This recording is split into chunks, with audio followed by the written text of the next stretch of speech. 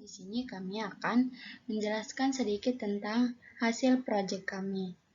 Kami dari Loriana Nababan, yang kedua ada Florence Jian Patricia, yang ketiga Putri Roma Uli Siombing, yang keempat Monica Manoro. Yang pertama, di sini kita akan membahas topik pertama itu ada teknik penyimpanan, yang kedua topiknya pengolahan data, yang ketiga penyaluran informasi, yang keempat optimalisasi pengolah kata, yang kelima optimalisasi teknik presentasi, yang keenam topik optimalisasi animasi presentasi. Yang pertama itu teknik penyimpanan. Nah, teman-teman sudah sering kan mendengar dari teknik penyimpanan, apalagi penyimpanan data. Pasti kita semua sudah mengenalnya. Lalu kita akan melihat cara menyimpan data di Google Drive. Yang pertama kita buka Google Drive, lalu kita klik baru foldernya, terus kita pilih nih dokumen yang mau kita backup datanya. Kita upload, kita pilihlah berapa dokumen yang mau kita simpan di Google Drive.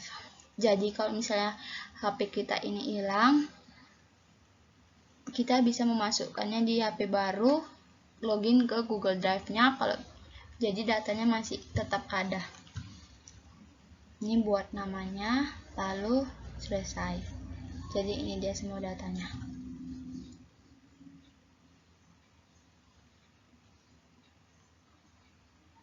Oke.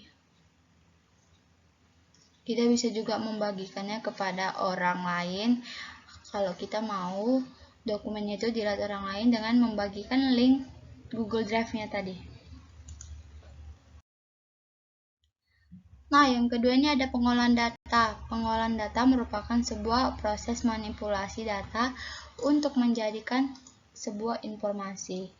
Kumpulan data yang awalnya tidak memiliki informasi biasanya disimpulkan jika dilakukan proses pengolahan data, maka akan menghasilkan informasi. Biasanya kita bisa mengumpulkan data, lalu kita mengolah, kita membuat menjadi suatu data yang lebih rinci, dan kami menggunakannya melalui aplikasi SPSS. Berikut caranya.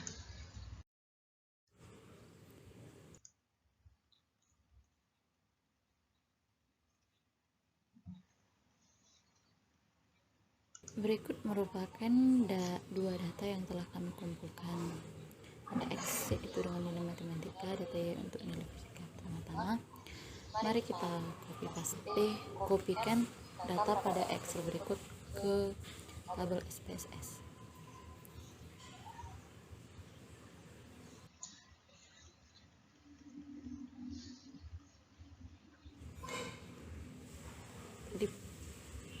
Setelah dipaste pada data view, kita lanjut ke variabel view.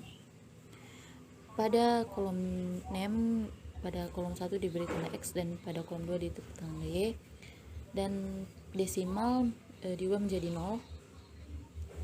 Dan pada tabel label dibuat pada kolom 1 dibuat matematika, tabel 2 yaitu fisika. Lanjut ke analisis, regression, dan pilih linear. Pada kolom di samping tampilannya seperti berikut. Oke. Dan inilah hasil regression, penghitungan regression dari kedua data tersebut.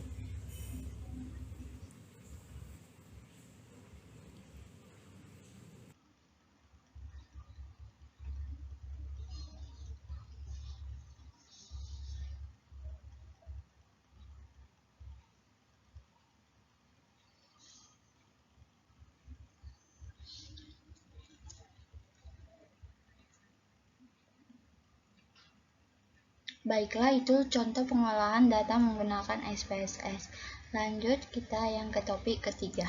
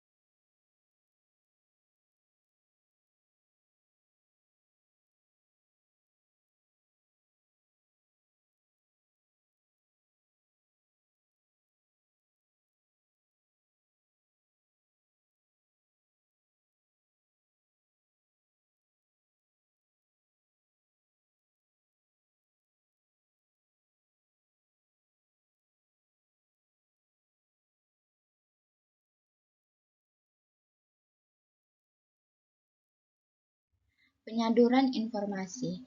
Penyaduran ini berasal dari kata saduran yang artinya merubah dan menyalin ulang naskah yang ada dengan bahasa sendiri atau dengan esensi yang sama. Biasanya kalau agar guru tidak terjebak dalam plagiarisme, tentunya kita wajib mencantumkan dari mana ide tersebut kita dapatkan, sebagai bentuk apresiasi kita terhadap penulis yang memberikan inspirasi tersebut. Yang keempat itu ada optimalisasi pengolah kata. Aplikasi pengolah kata atau word processor merupakan software atau perangkat lunak yang digunakan untuk mengolah kata yang berkaitan dengan dokumen seperti membuat, mengedit, memodifikasi, menyunting, maupun mencetak dokumen. Biasanya kita membuat dokumen dari Microsoft Word.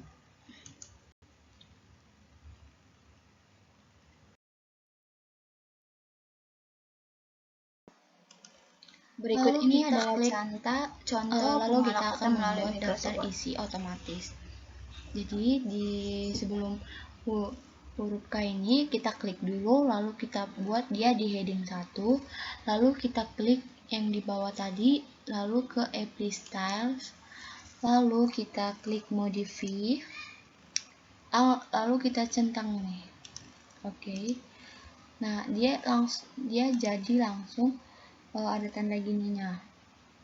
Oke. Ini daftar isinya kita kosongkan dulu di bagian dokumennya. Lanjut ke bab 1 juga gitu. Kita klik dia di heading 1. Sebelum ini di heading gini kan, di heading 1. Ini kan saya sudah buat. Lalu kalau misalnya di sini dia di heading 2. Di heading 2. Setelah semuanya udah ada ininya, tanda kalau dia sudah dibuat programnya. Ini udah semua. Oke. Begitu juga sampai ke bab penutup, kesimpulan, saran, daftar pustaka. Oke, kita lanjut ke halaman tadi yang kosong di daftar isi. Nah, ini dia.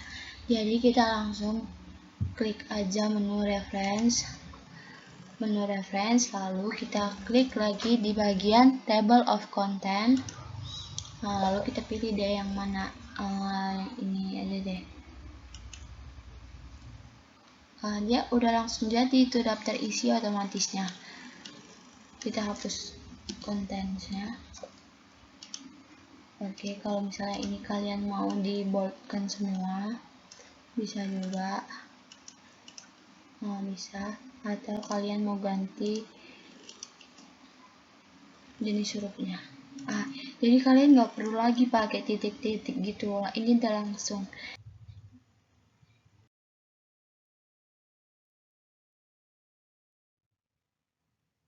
Nah, yang kelima itu ada optimalisasi teknik presentasi. Biasanya teknik presentasi itu bagian dari ilmu komunikasi. Itu penting untuk penyampaian pesan dari pengirim kepada penerima melalui suatu media. Jadi, kenapa kita perlu belajar teknik presentasi? Dengan belajar, memahami, dan menguasai teknik presentasi, kita dapat berkomunikasi atau menyampaikan pesan kepada audiens dengan lebih efektif.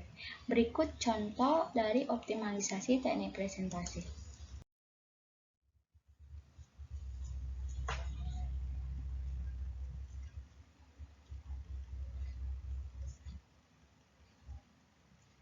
Di sini kita bisa mendesain sendiri ide untuk kita membuat presentasinya.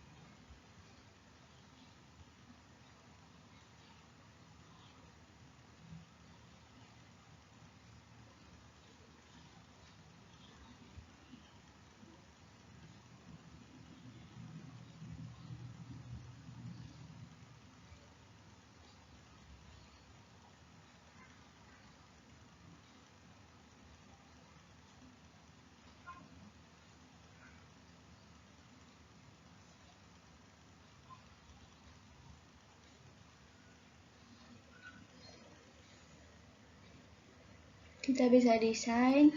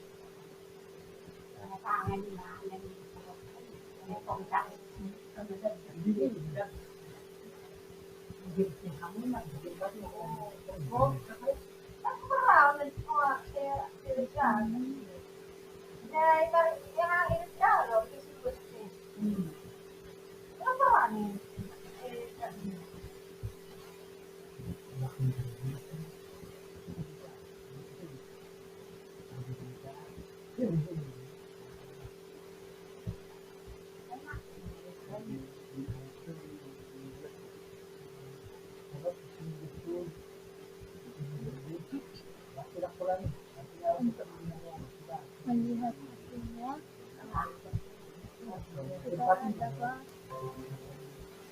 melihat di sini.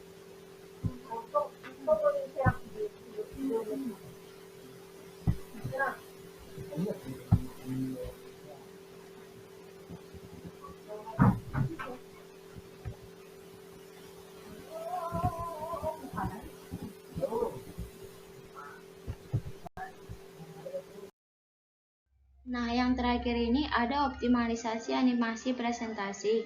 Animasi dapat membantu membuat presentasi PowerPoint lebih dinamis dan menjadi lebih enak dilihat oleh para audiens. Tipe efek animasi yang paling umum termasuk waktu masuk dan keluar. Kita juga bisa dapat menambahkan suara untuk meningkatkan intensitas efek animasi. Pakar presentasi menyarankan untuk menggunakan animasi dan efek suara lebih hemat. Animasi bisa berguna dalam membuat presentasi lebih dinamis dan membantu untuk menekankan poin, tapi tak terlalu banyak animasi bisa mengganggu. Berikut adalah contoh optimalisasi animasi. Kemudian